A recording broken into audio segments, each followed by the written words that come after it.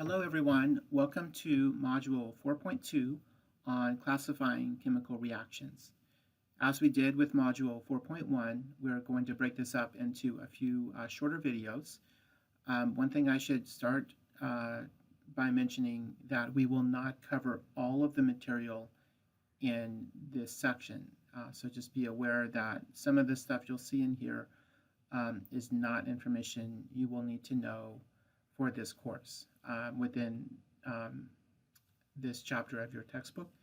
And I'll be pointing that out when we get to those sections. We're going to start with actually the third one, or I guess fourth one here. Predict the solubility of common inorganic compounds by using solubility rules. We're going to start with this one. It's actually the first one that your textbook discusses. It is also directly related to where we left off in Module 4.1. So let's go ahead and talk about precipitation reactions and solubility rules. So in Module 4.1, we looked at the complete ionic equation and net ionic equation concept, where you are taking a chemical equation, writing it in a way to show the ions that participate, as opposed to showing them as compounds where we have aqueous. We know that what happens there is that when we have an ionic compound listed as aqueous, it dissociates into separate parts. One of the most common reactions that happens here is something called a precipitation reaction. A precipitation reaction is a reaction that creates a solid product when you mix two dissolved substances together. So the example we saw in 4.1, where we were making silver chloride solid by mixing together, I believe it was sodium chloride and silver nitrate, which were both aqueous. That was a precipitation reaction. So we're going to learn a little bit more about those reactions here. And actually, we will learn how we can predict that that specific reaction was occurring. These reactions are sometimes called double displacement, double replacement, or metathesis reactions. So you may see that terminology elsewhere. You don't have to memorize that, but just in case you do see that at some point. The basis for why these reactions occur has to do with a concept called solubility. So solubility is how much of a substance will dissolve into a solvent at a given condition. This is something that we'll actually look at in more detail in a later module this semester. But for now, we can say some things will be soluble and some things will be insoluble. So something that's soluble will dissolve in the solvent. In this case, we're specifically talking about water. So an ionic compound could be water soluble. Other ionic compounds are said to be insoluble.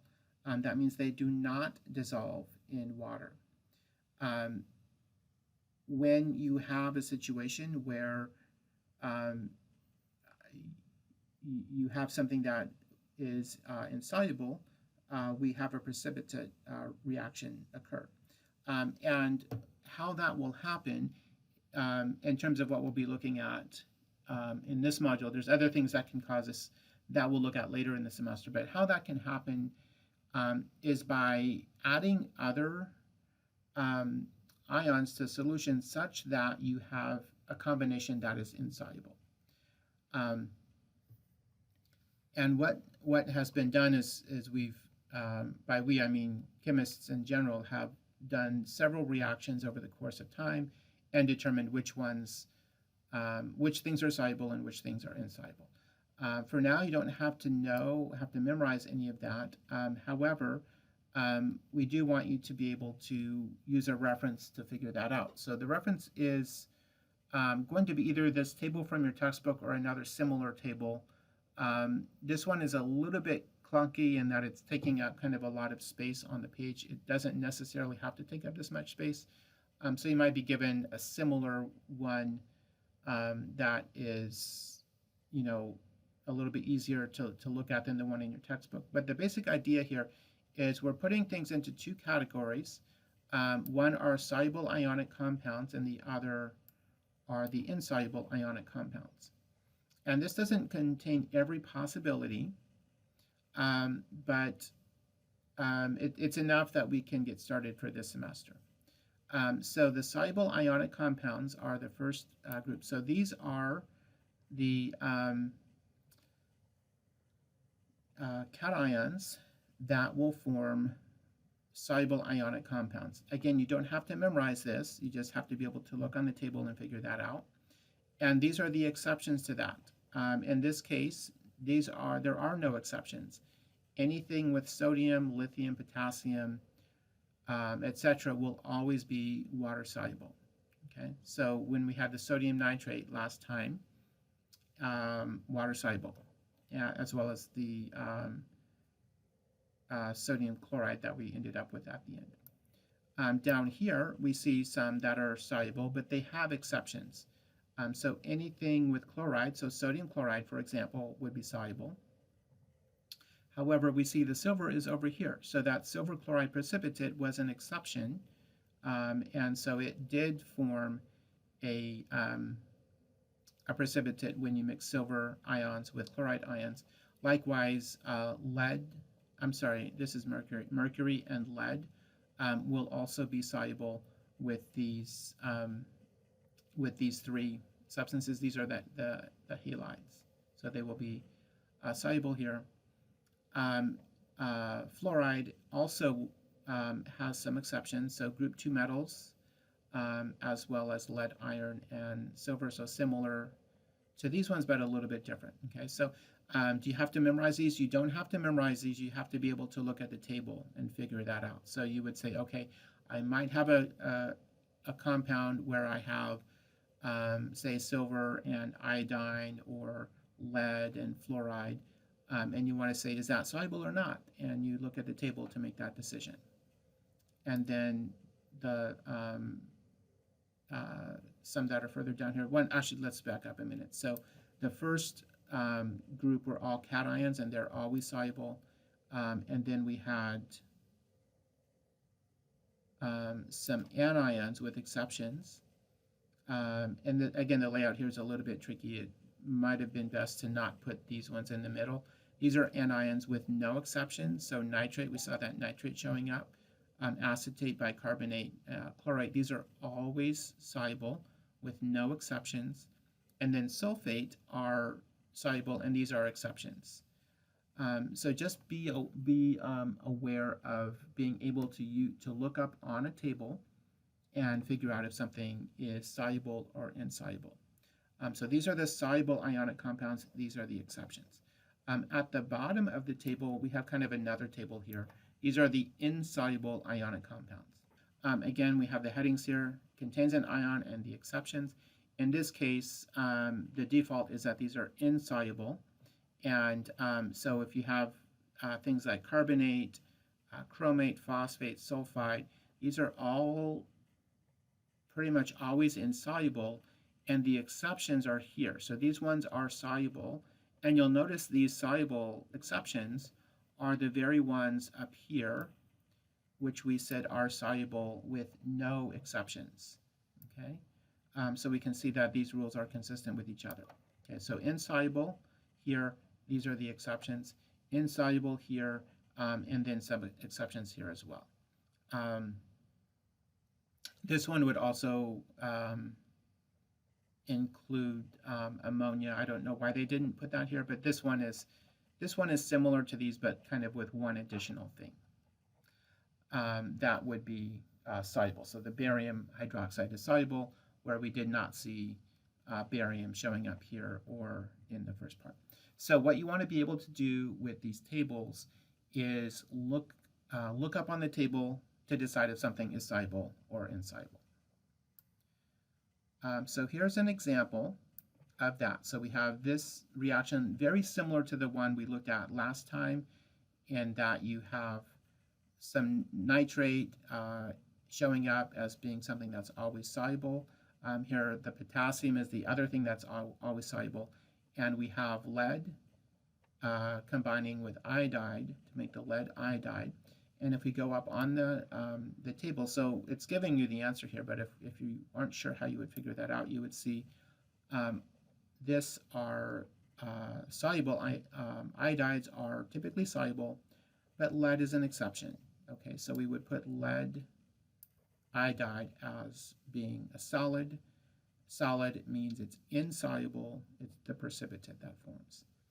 Here we're showing the net ionic equation that would result from that. This is kind of the classic example of a precipitation reaction because of how vivid the yellow color of the precipitate is. So this is one that was often done as part of a chemistry lab, and probably it's done in some places still, but because of the lead, I try to avoid using it in our chemistry lab as much as possible. But it does have a very bright color, so it is kind of fun to look at.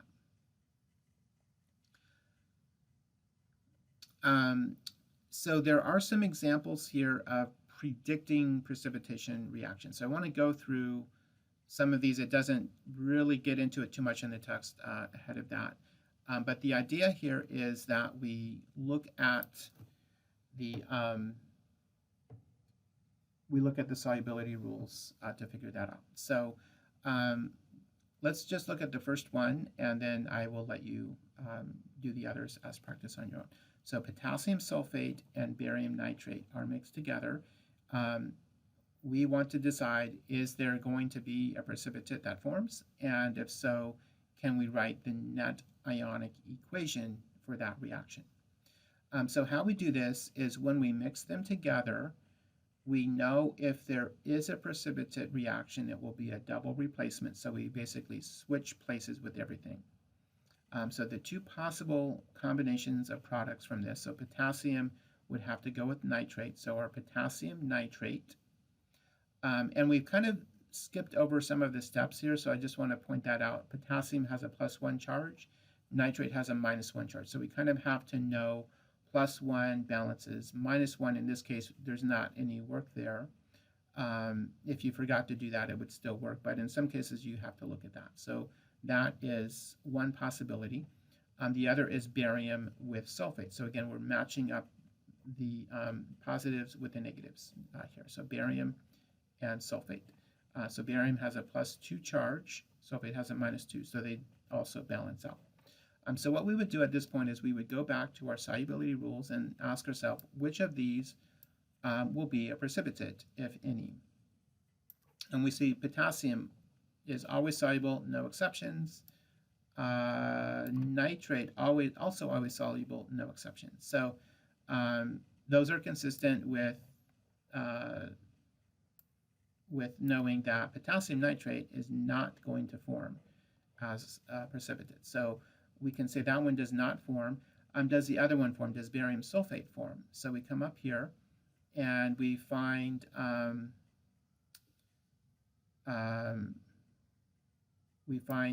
sulfate is right here as a soluble ionic compound.